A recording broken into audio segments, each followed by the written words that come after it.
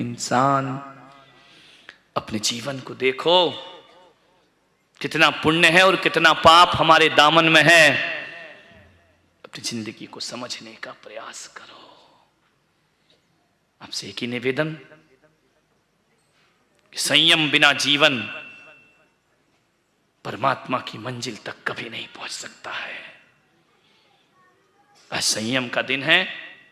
मन का संयम रखो, आंखों का संयम रखो, कान का संयम रखो, जुबान का संयम रखो, सोचने का संयम रखो। बात याद रखना, देखना किसी को बुरा नहीं है। किस अदा से देख रहे हो यह बुरा हुआ करता है, ध्यान रखना। किसी को छूना बुरा नहीं है, किन भावों से छू रहे हो यह बुरा हुआ करता है। और भगवान को क्या चढ़ाना और नहीं चढ़ाना ये बुरा नहीं होता, किन भावों से चढ़ा रहे हो ये अच्छा और बुरा हुआ करता है। किस परमात्मा की पूजा कर रहे हो ये बुरा नहीं होता है, किन भावों से पूजा कर रहे हो इस पर ध्यान देना सीखिए। इसका नाम संयम हुआ करता है। आप सबने सुना, अनुग्रहित हूं। ओम ह्रीं उत्तम संयम धर्मंगाय नमः। ओम ह्रीं उत्तम संयम धर्मंगाय नमः। ओम ह्रीं उत्तम संयम धर्मंगाय नमः। ओम ह्रीं उत्तम संयम धर्मंगाय नमः। ओम ह्रीं उत्तम संयम धर्मंगाय नमः। ओम ह्रीं उत्तम संयम धर्मंगाय नमः। ओम ह्रीं उत्तम संयम धर्मंगाय नमः। ओम ह्रीं उत्तम संयम धर्मंगाय नमः। ओम ह्रीं उत्तम संयम धर्मंगाय नमः। और उन्होंने अपनी आस्थाएं बड़ी विनम्र भावों से यहां पर रखी हैं। ये कह सकते हैं कि हमारे देश की नहीं, कल विदेशी लोग भी यहां पर आए थे। दूर दूर देशों से लोग यहां पर आए और उन्होंने ही नहीं, पूरे विश्व के लोगों ने ईमान रखा है, ये जान रखा और ये सत्य है कि पूरी दुनिया की कोई असली ताकत इस धरती पर है तो जियो और जीने दो सबसे बड़ी ताकत हुआ करती है। महावीर भगवान का यह सिद्धांत आज पूरा विश्व बारूद के ढेर पर बैठा हुआ है। उस सारे विश्व को एक ही तरफ दृष्टि है, वो है भगवान महावीर पर, उनकी अहिंसा पर, उनकी करुणा पर, उनके सह अस्तित्ववाद पर सारी दुनिया की दृष्टि है। मैं कह सकता हूं आज सांसद जी के सामने कि इस दुनिया में अमन चैन लाना है तो अणु बम की जरूरत नहीं, अणुव्रतों की जरूरत है जो भगवान महावीर ने सारे जगत को दिए हैं। आपके पास शक्ति है, मेरे पास सत्य है। अकेला सत्य शक्ति बिना निर्बल होता है और अकेली शक्ति सत्य बिना निर्बल होती है। आप आए हैं तो ऐसा लग रहा है सत्य और शक्ति का सम्मिलन हो रहा है। सत्य और शक्ति दोनों जिस दिन जुड़ गई उस दिन हमारा देश फिर से सोने की चिड़िया कहलाएगा। उस दिन ये भारत पूरे विश्व पर हुकूमत करेगा। उस दिन ये देश सारे विश्व का जगत गुरु बनकर खड़ा हो जाएगा। आज हमने एक गौरव खोया है वो इसी वजह से कि सत्य अपनी डगर पकड़ लिया, शक्ति अपनी डगर पकड़ गई। आए दोनों का मिलन करा दें और पूरी दुनिया पे हुकूमत करें।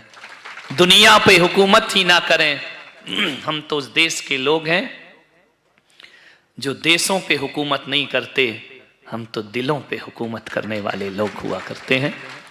मैं उनकी शक्ति को सत्य का आशीर्वाद प्रदान करता हूं कि वह जीवन की ऊंचाइयों को प्राप्त करें। उनके पास संकल्प नहीं, उनकी यात्रा लक्ष्य विहीन यात्रा है।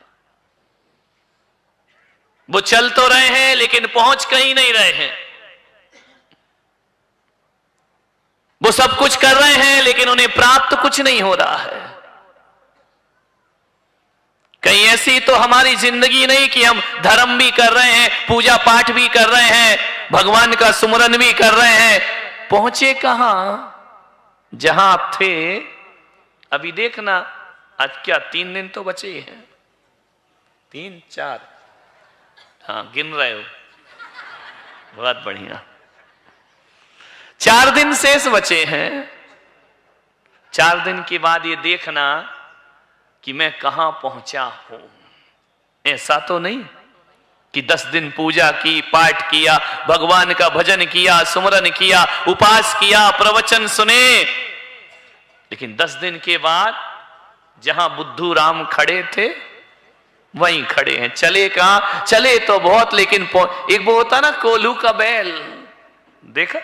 समझ आ रही हिंदी? उसकी आंख में पट्टी बांधी जाती है, दिन भर चलता है, चलते जाता है, चलते जाता है, वो आंख में पट्टी बंधी है और एक लकड़ी में बंधा हुआ गोल गोल घूम रहा है, गोल गोल घूम रहा है, घूमते जा रहा, घूमते जा रहा। अब वो बैल क्या सोच रहा है? चलो आज तो मैं 50 किलोमीटर चल गया, आज तो मैं 100 किलोमीटर चल गया। और हकीकत में दिन भर में वो इतना चल लेता है, लेकिन आपको मालूम होना चाहिए कि जो बैल दिन भर चल रहा है, चलता तो बहुत है, लेकिन जब पट्टी खुलती है ना, जहां से चला था अपने को वहीं खड़ा पाता है। वही चला तो बहुत है लेकिन पहुंचा कहीं नहीं है। ध्यान रखिए, आपको 10 दिन की साधना करके मिला क्या, ये सोचना बहुत जरूरी है। ऐसा ना हो कि कोल्हू का बैल चल रहा है, चल रहा है, चल रहा है, मंजिल तो है ही नहीं। कोल्हू के बैल की कोई मंजिल होती है क्या? वहीं गोल गोल घूमते रहता है, घूमते रहता है, अंत में अपने को वहीं का वहीं पाता है। इस पर्यूषण में जो संयम आपने पालन किया है, 14 के बाद सारा संयम गणपति के साथ, वो भी पानी में और अपना संयम भी पानी में। ध्यान रखना। कहते ना, आखिरी दिन क्षमावाणी का अभिषेक होता है, शांति धारा होती है, जगह जगह क्षमापना होता है। हकीकत बताऊं, तुम काय से, किससे क्षमा मांगते हो? लोगों से, या जो 10 दिन किया उसके हाथ जोड़ के क्षमा मांगते हो कि हे भगवान अब 10 दिन हो गए, अब हमारी 355 दिन की छुट्टी। ध्यान रखिए, क्षमा भगवान से मांग के चले जाते हो? नहीं। क्या हुआ, क्या घटा हमारे जीवन में? देखिए क्या खोया हमने, क्या पाया हमने। आपको जो कॉपियां दी गई है ना, उसमें लिखना इन 10 दिन में हमने क्या खोया है और 10 दिन में हमने क्या पाया है। अपना रिजल्ट खुद तैयार करना। मैं पुलक सागर तैयार नहीं करूंगा, मैं केवल तुमको बता रहा हूं, सिखा सकता हूं। साधना तुम्हें अपनी खुद की करना है, तपश्चर्या खुद का करना है, संयम खुद का करना है। जीवन तुम्हारा है, मैं नहीं बदल सकता, बदलना तो तुम्हें ही पड़ेगा। कॉपियां बैग में रखने को नहीं दी गई हैं। ध्यान रखना, उनमें पेन कागज उठा करके लिखो 10 दिन में मेरा मान कम हुआ या नहीं हुआ, 10 दिन में मेरा परिग्रह कम हुआ या नहीं हुआ, 10 दिन में मेरी इच्छाओं पर विराम लगा या नहीं लगा, 10 दिन में मैंने कैसा जीवन जिया है, 10 दिन में मुझे कब कब गुस्सा आया, लिखा करो उसमें। ध्यान रखना, ये नोटबुक में जो आप लिखोगे ना, वो पुलक सागर या चतुर्मास कमेटी चेक नहीं करेगी। चेक करने वाला ये विराजमान है, ये देखेगा तुमने 10 दिन क्या किया। तुम्हारी प्रश्न है, तुम्हारे उत्तर है, तुम ही परीक्षा देने वाले हो, तुम ही एग्जामिनर हो, सब कुछ तुम ही हो। अपनी अपनी कॉपी में ईमानदारी से नंबर देना कि मैंने जीवन कैसा जिया। ये रंग बिरंगी लाल पीली नीली हरी सफेद वस्त्र पहन लिए, एक बात याद रखना, लिखना इन वस्त्रों में सुख मिला या अलमारियों में जो कपड़े भर रहे हैं उसमें सुख की प्राप्ति होती है। आनंद किसमें मिला? सादगी में आनंद मिला या परिग्रह में आनंद मिला? विचार करना है। वैसे तो मंदिर में रोज पूजा करते हो, रोज धर्म ध्यान करते हो, कॉपी में लिखना कि प्रतिदिन 365 दिन की पूजा और इस पूजा में मुझे क्या फर्क नजर आया, मेरे जीवन में क्या अंतर देखा। पहले भी हम मंदिर रोज जाते थे, 10 दिन क्या हुआ? इन 10 दिनों में मेरे मंदिर जाने की जीवन शैली बदली या नहीं बदली? यदि 365 दिन मंदिर जा रहे हैं और 10 दिन मंदिर आए हैं, अनुभूतियों में यदि अंतर है तो आज से संकल्प कर लेना कि वो वाली पूजा अच्छी थी या ये वाली पूजा अच्छी है, इसमें आनंद है या उसमें आनंद है।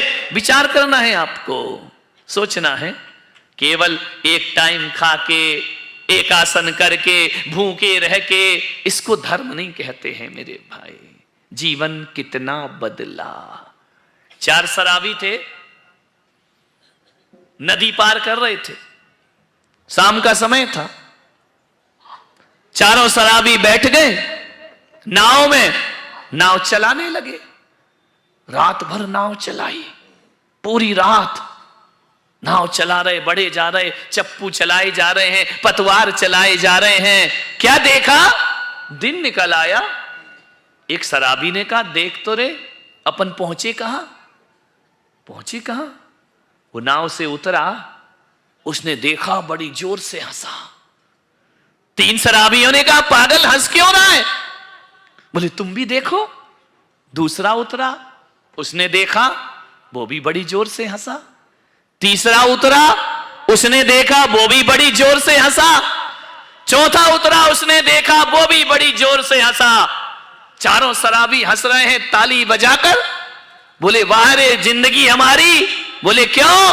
बोले रात भर तो पतवार चलाई, नाव तो खोलना ही भूल गए। नाव तो उसी घाट में बंधी हुई, लंगर तो छोड़ा ही नहीं है। वो रात भर चलाते रहे, चले बहुत, पहुंचे कहीं नहीं। मान्यवर, कहीं ये जिंदगी हमारी तो नहीं? एक टाइम भी खा लिया, उपवास भी कर लिए, प्रवचन भी सुन लिया, प्रतिक्रमण भी कर लिया, सामायिक भी कर ली, लेकिन नाव तो कौन बोला वहीं बंधी है, वहीं बंधी रहेगी। उत्तम संयम पालो ज्ञाता, नर भव सफल करो ले साता। ध्यान रखिए, ऐसे नर भव सफल हो जाएगा। जिंदगी लगाना पड़ती है। ये देखना है 10 दिनों में परिग्रह से नाव बंधी है या छूटी है। ये देखना है 10 दिनों में हमारी स्वभाव की नाव बंधी है या छूटी है, परिवर्तित हुई है। पापों से नाव वैसी की वैसी बंधी है या छूट गई है। देखना है, अपने आप का आकलन करना है, मेरे जीवन में कितना परिवर्तन आया इस बार के इस पर्युषण पर्व में। ध्यान रखिए, मनोरंजन के लिए नहीं है कि ताली बजाई, नाचे गाए और चले गए, कुछ नहीं मिलेगा। ध्यान रखना, जीवन को बदलने का प्रयास करिए। संयम का दिन है, नियम से बंधना है, जीवन को संयमित बनाना है। नियम से बंधने में बड़ा कष्ट होता है। लगता है कि महाराज हम चाहते तो मुक्ति है और आप भी बांध रहे हो, रात में मत खाओ, आलू नहीं खाओ, प्याज नहीं खाओ, बाजार का नहीं खाओ, दिन में रात में पानी मत पियो। आप बंधन में क्यों बांधते हैं? एक बच्चा मेरे पास आया, बोले महाराज आप क्या चाहते हैं? मैंने कहा मोक्ष। बोले मोक्ष में क्या है? मैंने कहा स्वतंत्रता। मोक्ष में क्या है? मैंने कहा आजादी। तो बोले महाराज ये बताओ, चाहते तो आजादी हो, फिर ये बंधन क्यों स्वीकार करते हो? तपस्या के, त्याग के नियम क्यों देते हो? मुक्ति को चाहने वाला तो बंधनों से मुक्त होना चाहिए, आप तो बंधनों में बांध दिया करते हो। मैंने कहा इतना ध्यान रखना, कुछ बंधन ऐसे होते हैं जो बंधन नहीं होते, वो हमारी मुक्ति में कारण बना करते हैं। कभी किसी किसान को देखना, कभी किसी माली को देखना, अपने घर के बगीचे में एक पौधा लगाता है, एक बेल लगाता है, तो वो क्या करता है, जब बेल थोड़ी बड़ी हो जाती है ना, उस बेल को रस्सी से बांधता है और एक बांस में एक लकड़ी से बांध दिया करता है। और यदि उस बेल को वो बांधेगा नहीं तो बेल कभी ऊपर नहीं चढ़ पाएगी। मैं वही आपसे कह रहा हूं कि यदि जीवन में ऊपर चढ़ना है तो बेल को बंधना जरूरी होता है। और हमें भी जिंदगी में ऊंचाइयों को प्राप्त करना है तो संयमों के बंधनों में बंधना बहुत जरूरी हुआ करता है। वो रस्सी से बांधी गई बेल बंधन नहीं है, वो उसकी ऊंचाई है, वह उसकी मुक्ति है। कभी एक ख्याल करना,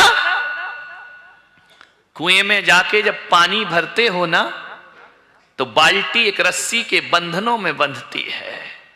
यदि बाल्टी रस्सी का बंधन तोड़ दे तो क्या बाल्टी लौट करके ऊपर आएगी?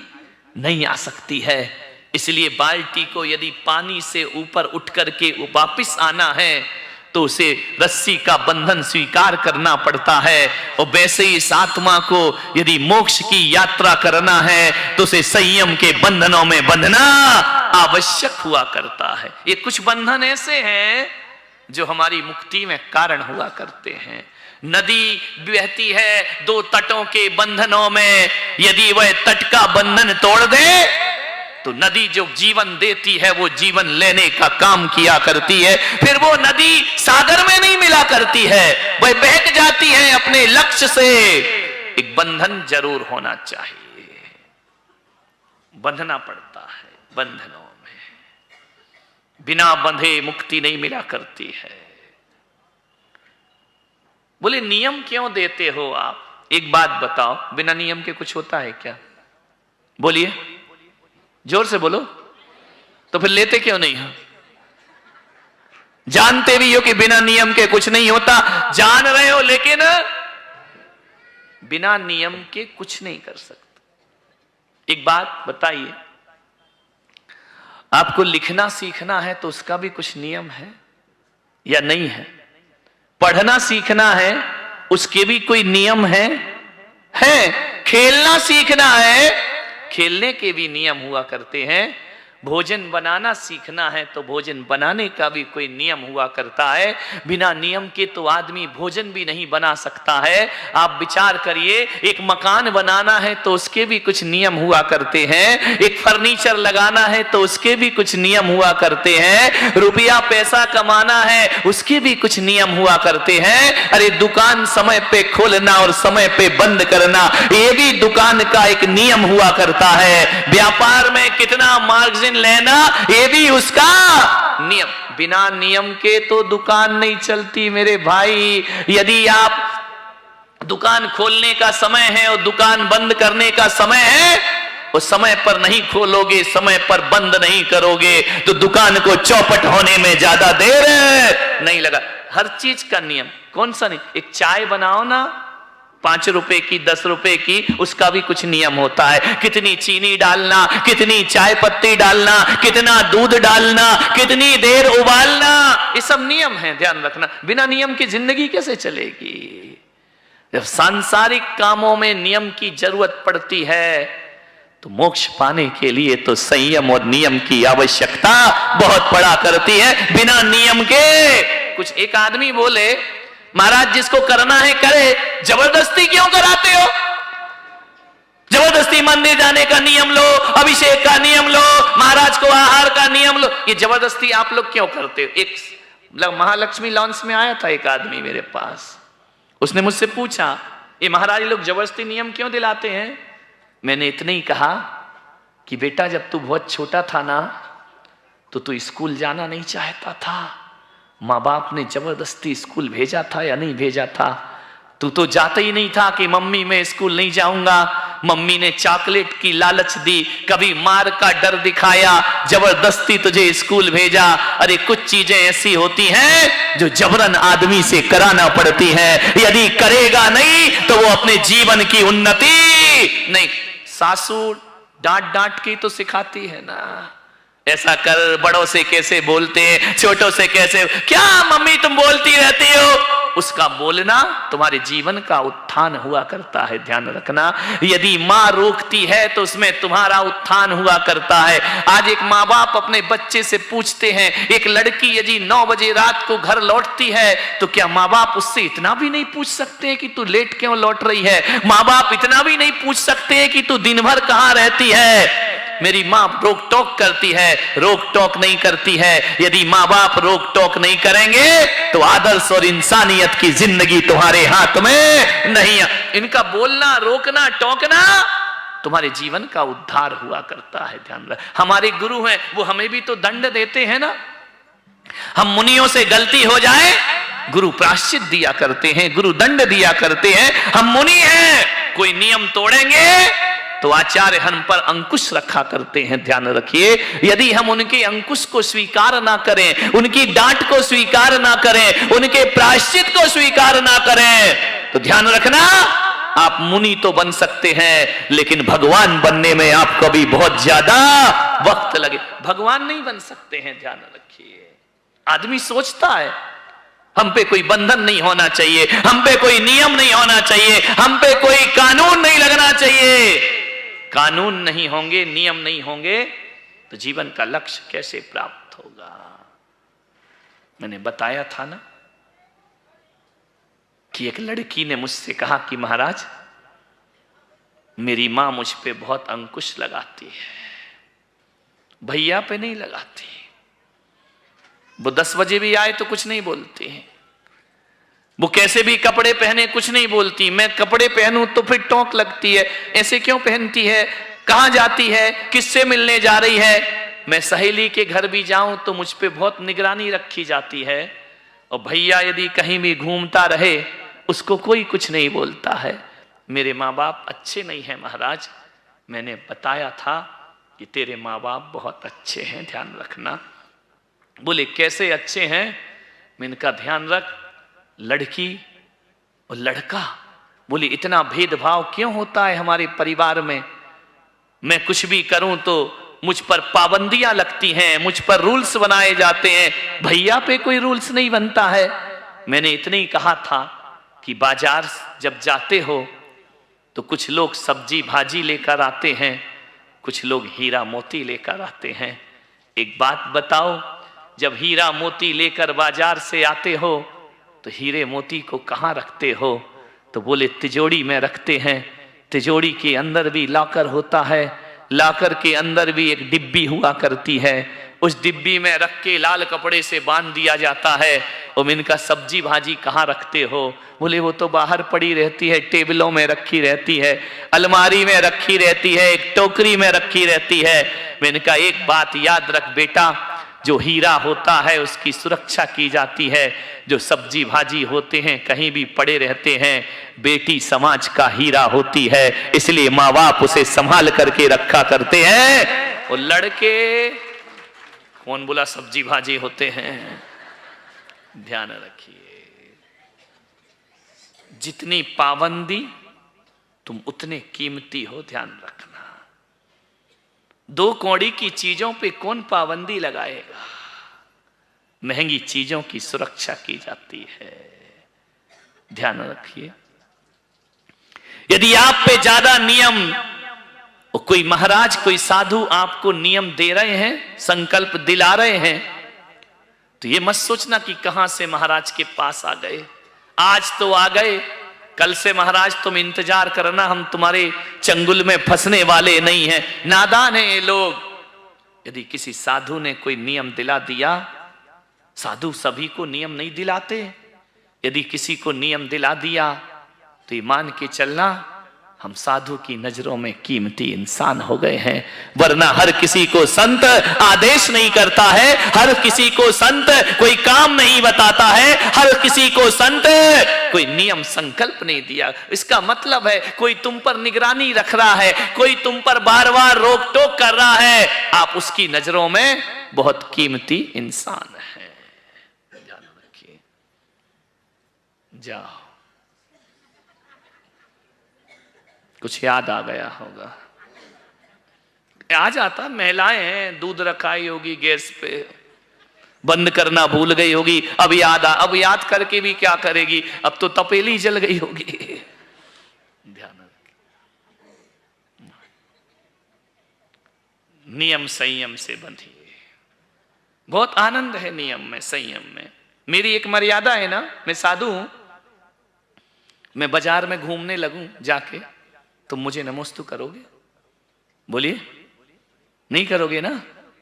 बोलो ना जोर से, नहीं करो, डर काहे को रहे हो? अच्छा, बाजार में घूमू तो नमोस्तु करोगे? यदि तुम मुझे बाजार में घूमते हुए नमोस्तु करो तो ऐसी समाज का साधु बनने से फायदा क्या है मुझको?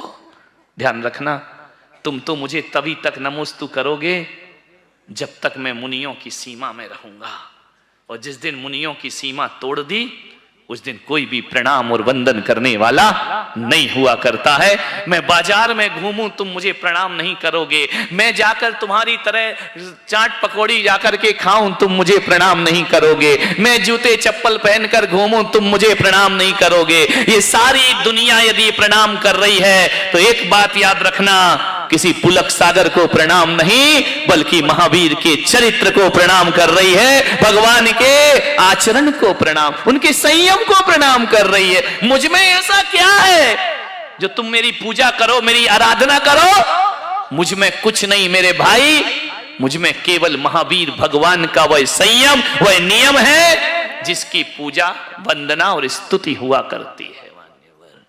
सोचना है आपको, नियम में बंद करके चलिए।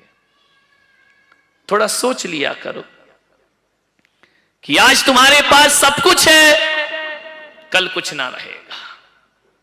एक बात बता दो, एक मां से पैदा हुए दो बच्चे, एक के पास धन दौलत वैभव सब कुछ होता है, दूसरे के पास कुछ नहीं होता है। क्यों? बोलिए। एक पत्थर वो जो भगवान की मूर्ति बनता है और एक पत्थर वो जो गटर में लगता है। क्यों भाई? विचार करिए, सोचिए, क्यों लगता है? एक को बहुत ज्ञान है, एक को ज्ञान नहीं है, एक का बहुत नाम है, दूसरे का नाम नहीं है। क्यों? ऐसा क्यों होता है? इंसान तो सब एक होते हैं ना। लोग कहते हैं हर इंसान एक हुआ करता है, कोई इंसान एक नहीं हुआ करता है। अरे शक्ल से तो सब एक हुआ करते हैं, लेकिन अकल से सभी अलग अलग हुआ। कौन कह सकता है कि इंसान एक है? अरे हर इंसान के कर्म अलग अलग हुआ करते हैं, कोई भला होता है, कोई बुरा हुआ करता है, कोई अच्छा होता है, कोई बुरा। एक सा कौन होता है? होते हैं कोई। एक माँ के 4 बेटे भी, अरे हम लोग तो साधारण लोग हैं। क्या राम लक्ष्मण भरत शत्रुघ्न एक से थे? राम का स्वभाव अलग था, लक्ष्मण का स्वभाव अलग था, भरत जी का स्वभाव अलग था, शत्रुघ्न का स्वभाव अलग। सबके अलग अलग स्वभाव होते हैं, अलग अलग स्वभावों के द्वारा उनको अलग अलग तरह का व्यवहार, उनके जीवन, कोई एक नहीं हुआ करता है। धृतराष्ट्र के 100 पुत्र 100 के 100 एक नहीं थे। रावण के यहाँ जो 1000 पुत्र थे वो एक से नहीं थे। रावण 3 भाई, लक्ष्मण, कुंभकर्ण भी भाई था, रावण भी भाई था, विभीषण भी भाई था। तीनों के नेचर अलग अलग थे। ध्यान रखना, माता पिता तो एक थे ना उनके। पिता का नेचर अलग था, माँ का नेचर अलग था, भाई का नेचर अलग था। ध्यान रखना, सबके अलग। आप इनको छोड़ो, तुम्हारे घर में 2-3 बहनें होंगी, भाई होंगे, सबके नेचर एक से हैं क्या? बोलिए। माँ बाप तो एक ही होंगे ना, लेकिन माँ बाप के स्वभाव भी बच्चों से नहीं मिलते हैं। सबके नेचर अलग अलग है, सबका स्वभाव अलग अलग है। इसका कारण इतना ही है कि सबका कर्म भी अलग। जैसा जिसका कर्म वैसा उसका नेचर, जैसा जिसका नेचर वैसा उसका फ्यूचर। ध्यान रखो, नेचर से फ्यूचर बनता है। ध्यान रखना, सबके अलग अलग होते हैं, सबकी करनी अलग अलग है, सबकी भरनी अलग अलग है। किससे मिलता है सब कुछ? पुण्य से। जिस दिन पुण्य चला गया उस दिन सब बर्बाद होगा या नहीं होगा? आपसे पूछ रहा हूं, विचार करिए, सोचिए, चिंतन करिए। जब तक पुण्य है तब तक सब कुछ है। पुण्य का उदय चल रहा है ना, मोदी मोदी मोदी मोदी मोदी, ये क्या है? पुण्य का उदय है। राहुल की सभा में मोदी मोदी चिल्ला रहे हैं लोग, ये क्या है? पुण्य का उदय है। जिस दिन पुण्य चला गया ना, मोदी फिर काहे का मोदी। ध्यान रखना, कभी सोचना, जब तक अटल जी थे, जब तक हाथ पैर चलते थे, भाषण देते थे, सारी दुनिया पीछे भागती थी। और 5-6 साल से जब बीमार पड़े ना, तो सगे दोस्त भी उनको देखने को नहीं जाया करते। कहां प्रधानमंत्री रहे इस देश के, अंत समय कैसा रहा। एक समय वह था कि लोग उन्हें भूल गए थे। ध्यान रखें, मरने के बाद लोग बोलते हैं दुनिया भूल जाती है, यहां तो ऐसा भी होता है कि जीते जी भी लोग भूल जाया करते हैं। अरे और कोई भूले या ना भूले, खुद की औलाद भी हमको कभी कभी भुला दिया करती है। ध्यान रखिए, ये पुण्य पाप का खेल है। आज संयम धर्म कह रहा है कि महीने में रोज ना सही, ध्यान रखना, 4 दिन जानते हो, अष्टमी और चतुर्दशी आती है। एक महीने में कितनी बार आती है? 4 बार अष्टमी, 4 बार चौदस। नहीं, मैं इसलिए पूछना, तुम सो रहे हो या सुन रहे हो? है ना, 4 बार अष्टमी चतुर्दशी आती है। क्यों आती है मेरे भाई? इसलिए आती है, हमारे शास्त्रों में लिखा है कि कम से कम 4 दिन महीने में माल मलीदा मत खाना, रूखा सूखा खाना। कितने दिन? कितने दिन की साधना? 4 दिन की जिंदगी मन के मनुष्य की, इससे ज्यादा जीवन नहीं है। 4 दिनों का जीवन है।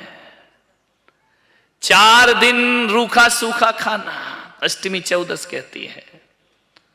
रोज ना सही, 4 दिन सादे वस्त्र पहनना, रोज ना सही। 4 दिन घर छोड़ना। शास्त्रों में लिखा है अष्टमी चौदस को घर छोड़ के मंदिर में निवास करना चाहिए। ये नहीं कि एक टाइम खाया और दिन भर घर में टीवी देख रहे हो, बोले क्या है, बोले अष्टमी का उपवास है ना। ये महिलाएं क्या करती मालूम है? आजकल की नहीं मालूम, पुराने जमाने की। जब इनकी अष्टमी चौदस आती, उसी दिन सारे कपड़े धुलते हैं। बोले क्या करें, अब खाली बैठे, आज खाना तो है नहीं, कपड़े धो लो, झाड़ू कर लो, पोछा कर लो, बर्तन साफ कर लो, ये कर। अरे अष्टमी चौदस को ये सब छोड़ना चाहिए, तुम ये सब काम करते, अब क्या करें, खाना तो है नहीं, दूसरा काम कर लेते। नहीं, अष्टमी चौदस को कहा है समस्त समरम समारंभ आरंभ को छोड़ो, मंदिर में निवास करो। अष्टमी चौदस को महीने में 4 दिन। अष्टमी चौदस तो पुणे में कठिन है, तुम संडे को ही अष्टमी चौदस समझ लिया करो, क्योंकि यहां जो भी होगा वो रविवार को ही होगा और कभी कुछ नहीं होने वाला। महीने में 4 रविवार आते हैं, उन्हें अष्टमी चौदस समझ लीजिए। 4 रविवार महीने में आएंगे, अष्टमी चौदस के दिन आएंगे, पर्व के दिन आएंगे। शास्त्रों में कहा है इन पर्व के दिन में आदमी को ब्रह्मचर्य का पालन करना चाहिए। इन पर्व के दिनों में आदमी को डंलप के गद्दे पे सोने का त्याग करके चटाई पर सोने की साध, ये अष्टमी चौदस से ध्यान रखना। घर छोड़ के कहां जाना चाहिए? खंडाला? बोलो नहीं, वो क्या क्या है यहाँ? खंडाला और लुनावाला, और क्या है?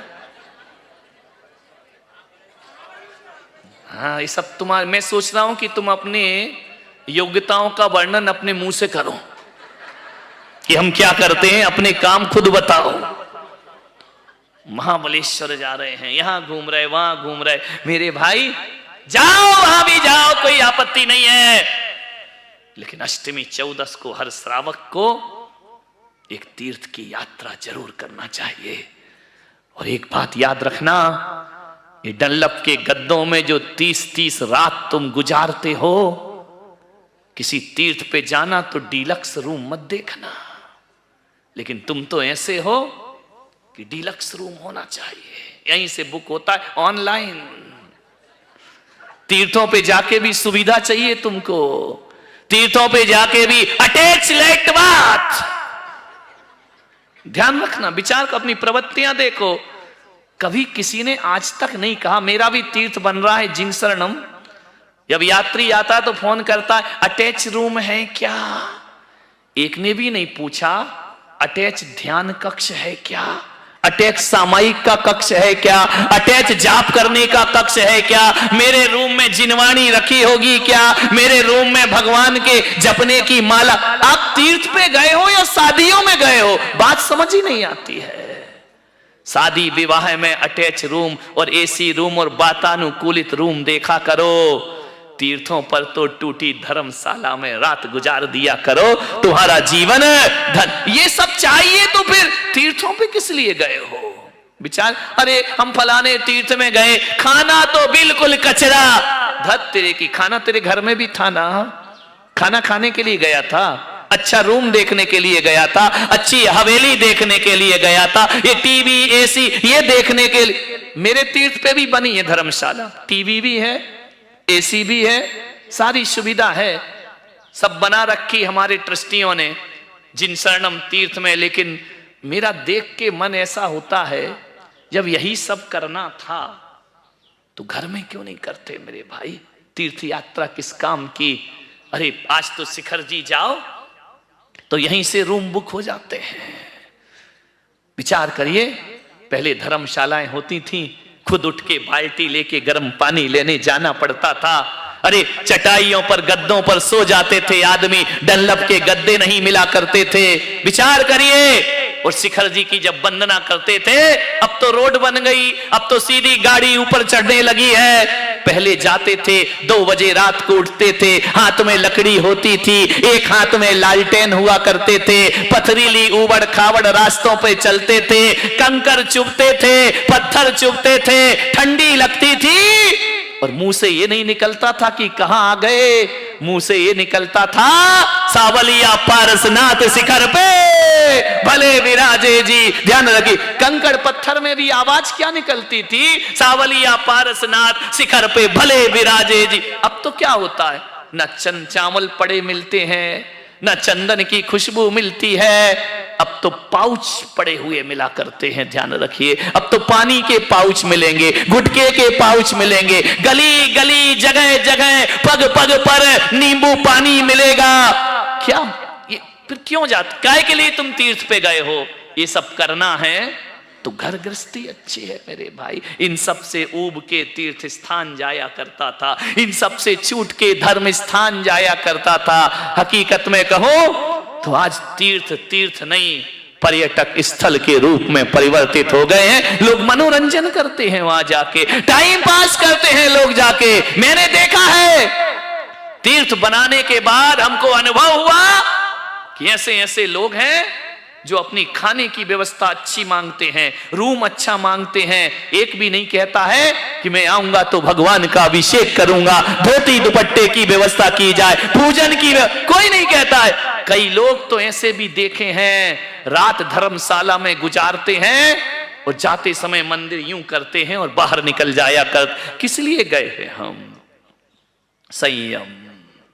10 दिन नहीं, महीने में 4 दिन रूखी रोटी खाया करो, महीने में 4 दिन चटाई पे सोया करो, महीने में 4 दिन बिना नमक का भोजन कर लिया करो, महीने में 4 दिन महलों से उतर के धर्मशालाओं में रात बिताया करो।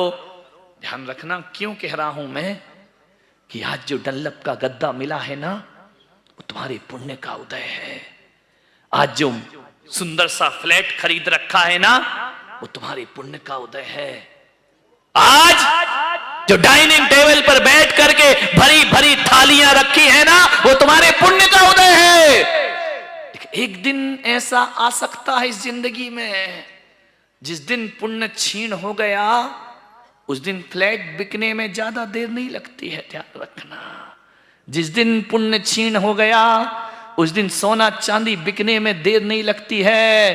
अरे हमने देखा है इस जीवन में रातों रात लाखपति खाकपति हो जाया करता है, महलों में रहने वाला किराएदार हो जाया करता, अपने ही मकान में किराएदार हो जाता है। किंगफिशर का मालिक विजय माल्या सारी दुनिया में राज करने वाला आज देश निकाला हो जाया करता है। विचार करना है, आपको सोचना है, जिंदगी को बदलने में ज्यादा देर नहीं लगती है। तो भगवान महावीर कहते हैं, यदि आपने सुख के दिनों में, पुण्य के उदय में 4 दिन साधना के जी लिए, तपस्या के जी लिए, अष्टमी और 14 का संयम ले लिया, तो एक बात याद रखना, अरे स्वर्ग मिले या ना मिले, मोक्ष मिले या ना मिले, ये 4 दिन की साधना, यदि चटाई पे सोने की हैबिट है, डंलप के गद्दे पर भी सोते हो, जिस दिन पुण्य छीन हो गया और डंलप के गद्दे छिन गए, तो चटाई पर भी वैसी ही नींद आएगी जैसे डंलप के गद्दे पर नींद आया करती थी। अरे रूखी रोटी में भी वही आनंद बरसेगा जो 56 भोग में आनंद बरसा करता था। ध्यान रखना, अरे किराए के मकान में भी वही आनंद आएगा जो कभी अपने मकान में। ये संयम किस लिए है कि बुरे दिन आएंगे, उस समय यदि आपने संयम की साधना अच्छे दिनों में नहीं की, तो बुरे दिनों में फिर जब ये सब छूट जाएगा, पाप के उदय में जब सब छूट जाएगा, तो पुण्य, जब पाप का उदय आएगा ना, जब सब छिन जाएंगे, और तुम्हें यदि आदत नहीं है इन चीजों की, तो सिवा आत्महत्या के दूसरा कोई रास्ता ना बचेगा। ध्यान रखिए, अपने बच्चों को इतना नाजुक मत बनाओ कि नल नहीं आए तो एक बाल्टी पानी उठा के ना ला सके। अपने बच्चों को इतना नाजुक मत बनाओ कि सब्जी की डोलची उठाना हो तो उसे रिक्शे की राह देखना पड़े। अरे रिक्शा छूट जाएगा, सब्जी की डोलची तो बुरे दिन में भी उठाना पड़ेगी। मेरे भाई ध्यान रखिए, इतना, इसका नाम संयम है। नहीं तो ये लाड़ प्यार में पले हुए बच्चे जिस दिन सब छिन गया ना, उस दिन सुसाइड करेंगे। ध्यान रखना, संयम ताकत देता है, जीवन देता है। अमीरी को गरीबी बनने में ज्यादा वक्त नहीं लगा करता है। असंयम की साधना, लोग हमारे कमरों में आते हैं। महालक्ष्मी लॉन्स में कमरा बना था, मैं वहां रुका था, यहां भी रुका हुआ हूं। ये कैसा कमरा, वो कैसा कमरा, अरे क्या लेना देना। ध्यान रखना मान्यवर, हम तो वो हैं कि महलों में भी वैसे ही रहते हैं जैसे बिहार करते समय टूटे स्कूलों में रात गुजारा करते हैं। ध्यान रखिए, हम तो वो लोग हैं कि साधन मिला तो सब कुछ है और नहीं मिला तो भी कुछ नहीं। अरे हम तो ऐसा जीवन जीते हैं कि राजी हैं हम उसी में जिसमें तेरी रजा है। यहां यूं भी वाह वाह है, यहां त्यों भी वाह वाह है। हम तो उस वंश में रहने वाले लोग कि जब महावीर नृप राजा के घर में आहार लेने जाते हैं तो खीर का आहार लिया करते हैं, और चंदन वाला के यहां जाएं तो उड़द के छिलके भी स्वीकार कर लिया करते हैं। हम तो उस परंपरा के लोग हैं। राजा श्रेयांश के घर जाएं तो गन्ने का रस ले लिया करते हैं, और किसी गरीब के घर जाएं तो रूखा सूखा भी भोजन स्वीकार कर लिया करते हैं। हम तो इसका नाम संयम है। आप संतों की अच्छी अच्छी चीजें मत देखो। लोग मेरे कमरे में आते हैं ना, मुझे कम देखते हैं, सामान ज्यादा देखते हैं। क्या रखा है, क्या नहीं है, महाराज हैं, ये है, वो है। अरे नादानो, सब कुछ हो, क्या दिक्कत है। ध्यान रखना, संत यदि संसार में रहे तो कोई बात नहीं, संत में संसार रहे तो फिर दिक्कत हो जाया करती है। नाव पानी पे चले वो तो चल जाएगी, नैया पार होगी। पानी में नाव चल सकती है, लेकिन नाव के भीतर पानी नहीं आना चाहिए। अरे संसारी भी संसार में रहते हैं और सन्यासी भी संसार में रहते हैं। फर्क इतना है कि संसारी के भीतर संसार होता है और सन्यासी के बाहर संसार हुआ करता है, भीतर कोई संसार नहीं हुआ करता है। कमल में भी ऊपर बैठे हैं 4 अंगुल भगवान। ध्यान रखना, इसका मतलब है कि वो संसार में रहकर भी संसार से ऊपर। इसका मतलब थोड़ी है धर्म की सब कुछ छोड़ के जंगल चले जाना। कौन कहता है कि जंगल में संसार नहीं होता, और कौन कहता है कि संसार में जंगल नहीं हुआ करता है? हम तो वो लोग हैं, अरे हिमालय में जाके शांति पाई तो क्या शांति पाई, अरे किसी चौराहे पे शांति पाओ तो साधना है तुम्हारी, तपश्चर्या है तुम्हारी। क्यों डिस्टर्ब होंगे? लोग डिस्टर्ब होते हैं, बाजू में पूजा हो रही, हम डिस्टर्ब हो रहे। अरे पागल नादानो, मेरे सामने तो यहाँ पूजा पाठ और संगीत सब चलता है, और मैं अपनी कलम लेकर के अपना लिखते रहता हूं, मेरा ध्यान नहीं बटता है। ध्यान रखना, मैं लिख रहा हूं महाअर्चना विधान, यहाँ वहां तो मुझे टाइम मिलता नहीं है। जब तक तुम्हारा पूजन अभिषेक करता है, मेरे 10-10 पेज लिख जाया करते हैं। ध्यान रखना, मुझे तो कोई डिस्टर्ब नहीं होता है। ये संगीत का शोर, ये तुम सबका पूजन करना, काय का डिस्टर्ब? बाहर से डिस्टर्ब नहीं होता मेरे भाई, डिस्टर्ब तब होता है जब भीतर से ही डिस्टर्ब जिंदगी जी रहे हो। ध्यान रखना, मेरा ध्यान क्यों नहीं जाता? मैं तो अभिषेक पूजा भी देख लेता हूं और अपना लिखता भी रहता हूं, अपना काम देखते होगे रोज, मेरा पेन चलते रहता है। ध्यान रखिए, सोचना है आपको मान्यवर, मन का संयम रखो। बाहर का क्या परेशानी पैदा करेगा? आप कपड़े पहनते हो, मुझे क्या दिक्कत है? मैं कोई डिस्टर्ब होता हूं क्या? आप शादी करते हो, मैं कोई डिस्टर्ब होता हूं क्या? आपके बच्चे होते हैं, मैं कोई डिस्टर्ब होता हूं क्या? बोलिए। आप दिन भर खाते हो, हमें कोई परेशानी है क्या? आप राग देश में जीते हो, हमें कोई प्रॉब्लम है क्या? नहीं, आप अपनी जिंदगी जियो, संत अपनी जिंदगी जिया करता है। ध्यान रखना, इन भोग आकर्षण के बीच में बैठकर भी जिसका मन भोगों की तरफ नहीं जाता, हकीकत में वही संत हुआ करता है, वही सन्यासी हुआ करता है, वही संत। भोजन नहीं है, भूखे मर रहे हो और कह रहे हमारा उपास है। दत्त तेरे की कोई उपास है क्या? थाली सामने हो और भोजन छोड़ दो, इसका नाम संयम हुआ करता है, इसका नाम तपस्या हुआ करता है। सोचो, बड़ी तेज भूख लगी हो, महाराज को कोई आहार दे रहा है, दूसरा गिलास रखा, बाल आ गया। सोचना, उपास करने की साधना से बड़ी साधना आहार की साधना है। ध्यान रखना, उपास में तो भोजन करना ही नहीं है, और एकासन में तो करना है ना। थाली सजी है, बाल आया, भोजन छोड़ दिया। ध्यान रखना, भोजन सामने ना हो तो छोड़ना आसान है, भोजन सामने हो फिर छोड़ना, ये उपास से भी बड़ी साधना और तपश्चर्या हुआ करती है। अरे संसार ना हो, कोई जंगल में पैदा हो तो संसार छोड़ना आसान है, लेकिन संसारियों के बीच भी पैदा होकर जो सन्यासी बनता है, वो दुनिया की बहुत बड़ी साधना। हम भी तो वैसे ही है ना, हम भी तो तुम्हारे बीच से उठ के आए हैं ना। कोई आकाश से टपका हूं क्या मैं? कोई धरती फाड़ के पैदा हुआ हूं? कोई हवा से उड़ के आया हूं? अरे हम संत लोग भी इसी समाज से उठ करके सन्यास को धारण किया। हम भी तो समाज में ही जीते हैं, कोई कठिन नहीं है जीवन। संयम जीवन में होना चाहिए, संयम बिना इस जीवन का कुछ नहीं होता।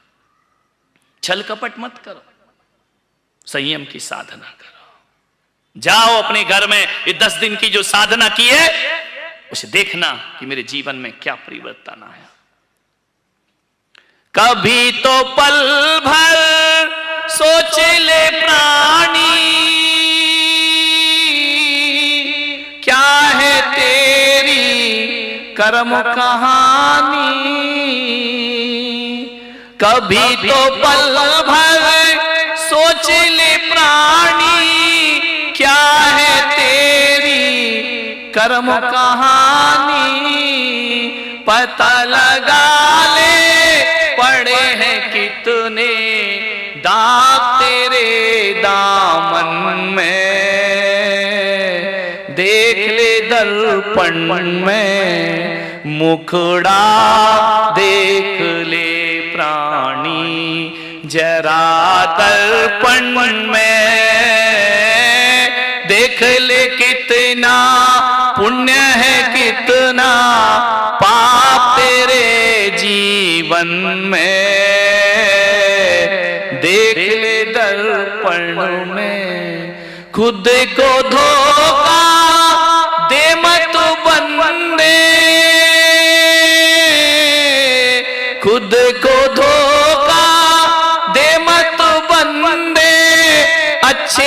होते कपट के धंधे, अच्छे ना होते कपट के धंधे, सदा ना चलता, सदा ना चलता किसी का नाटक दुनिया के आंगन में।